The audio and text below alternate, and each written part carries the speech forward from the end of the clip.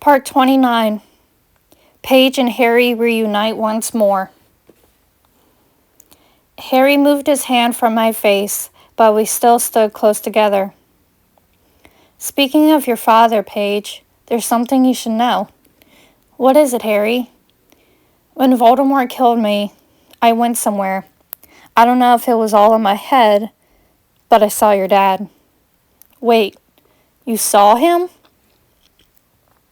He nodded his head, and he briefly told me a message he wanted me to give to you. What was it?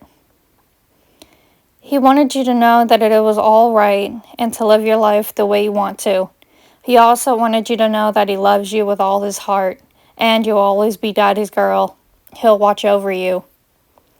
I felt a few tears fall down my face as I couldn't say anything. I watched as Harry wiped the tears off my cheeks. I finally muttered, even though, with everything I know now, I wish Dad could have told me more things. But yet, he had his own reasons for what he did. He knows me too well as his daughter. I had my own journey with him, Paige, as I thought I knew him, but not as well. He was a brilliant headmaster. He grabbed my hands as I stared at him. And we'll remember him, okay? I smiled softly as I sniffled and nodded my head in agreement. And wherever you were, he told you about everything? Harry nodded his head. It was true. A part of him was inside me until Voldemort himself did it, as I was the Horcrux he never made to make. I know the truth of the Deathly Hallows, and didn't tell me out of fear of making the same mistake he made. My heart sank as I knew what he was talking about. He told me I was the master of death. That's because you are, Harry. Everything between you and Voldemort was fate. You didn't run away from death. You faced it. You made the ultimate sacrifice. Death didn't defeat you. Harry lightly chuckled as he looked lighthearted at me. What? I asked. Sorry, Paige, it's just a similar start of some of what your father told me, is all. I giggled. I guess I must think some like my dad sometimes, but I am a Dumbledore after all. Harry glanced at me, and a beautiful Dumbledore at that. Your smartness is something I like about you. I giggled again and lightly blushed as the compliment was cheeky and sweet. I smiled, but then I pondered something, wondering if my father had told him about it or not. Harry, Dad told you about the reason why he took the stone in the first place, didn't he? Yeah, he did. His sister. Again, my heart sank and I felt like Harry's did too for a moment.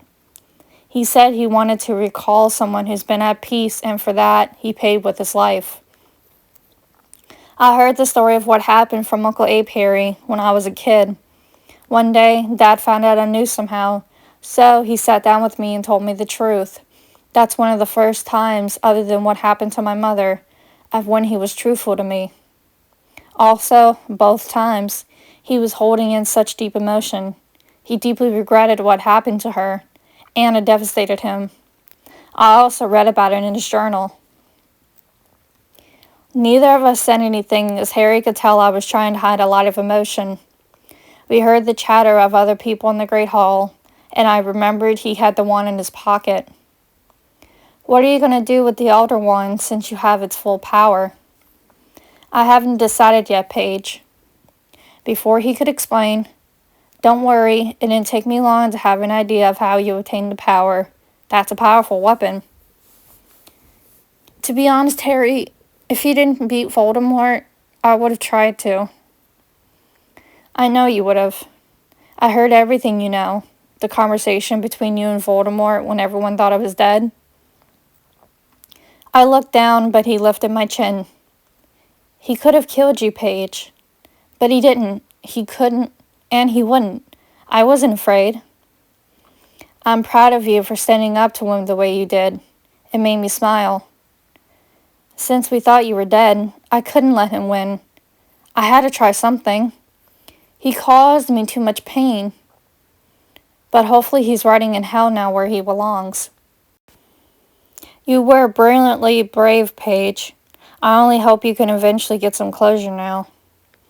It's going to take some time, honestly. I wasn't afraid of him, but I know testing his limits did frighten me a tad bit, like what he could have done, especially when he stared deeply into my eyes. Still, Paige, I didn't want you to put yourself in danger like that. Harry, I couldn't have just left things be. We thought he killed you, and we would have ended up suffering under his hands. McGonagall would have had my back if something went wrong, or if I tried to kill him. He killed too many, including Dad and Severus. I'm sorry, Paige. It's just, I don't know what I would have done if something bad had happened to you, too. I noticed he almost stuttered the last part, as he almost got emotional but held his ground. Harry, I laid my hand against his cheek. Don't worry. I knew he wouldn't have done anything. I'm not going anywhere, I promise. I appreciate you trying, Paige, and you did all you could, but I took care of him for me, you, and everyone else. You don't have to worry anymore, all right? I smiled softly as I nodded my head to agree with him and say yes. He didn't say anything until he muttered, "The dough." What? The dough, Paige. Did you know? I nodded my head with sadness. Yes. The last time me and Severus saw each other, we had a deep talk before all the bad stuff, and he told me the truth. That includes the dough. I recall what I said to Severus. We can't change or be in control of what a Patronus will be, but it ties with our soul. I recall your dad saying that our Patronus can change with our soul. Holy shit, Severus. You've been on Dad's side this entire time. You accepted Harry's mother's choices that she made, but you regret some of the choices you made and yet always loved her. I looked at Harry. He grew to love me, Harry, but he loved your mom. He protected us out of love. I suddenly felt like crying as a couple of tears fell down my face, but I quickly wiped them away. Harry quickly noticed and looked at me with care and concern. Are you going to be all right, Paige? I looked at him with a fake smile, but I couldn't say anything as I shook my head to mean no. Harry didn't always agree when it came to Severus, but he put up with him since he knew how I felt about him, and Harry's my best friend. Maybe now he has a different view of him after everything. I just truly can't believe he's gone is all still, Harry. I mean, me and him were fearful of what could happen as Dad also warned him. I didn't think it would happen. He didn't say anything as I looked into his eyes. Do you realize now why he wanted you to look at him as he drew his last breath, Harry? My mother's eyes, he muttered. But he adored you, Paige. Harry felt me shaking as we stood there close together as I couldn't say anything, fearful of stuttering. He held me close to him, and I felt him rubbing my back. I took a deep breath, not wanting to break down again, or yet, as the time for that is not now. I know I have to deal with Severus's death. I don't mean to bring him up or anything to upset you, Paige. I'm sorry. No, Harry, don't worry, it's all right.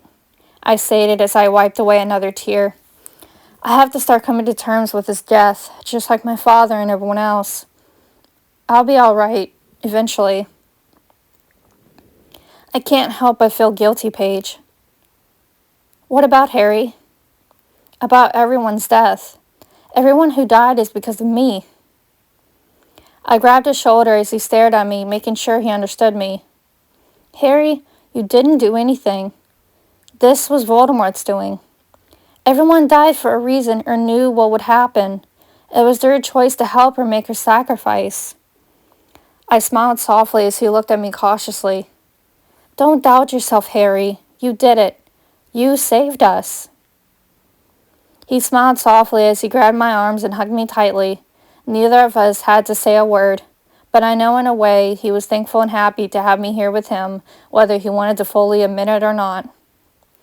I don't know honestly if we're together or not, but neither of us can deny the attraction or growing feelings.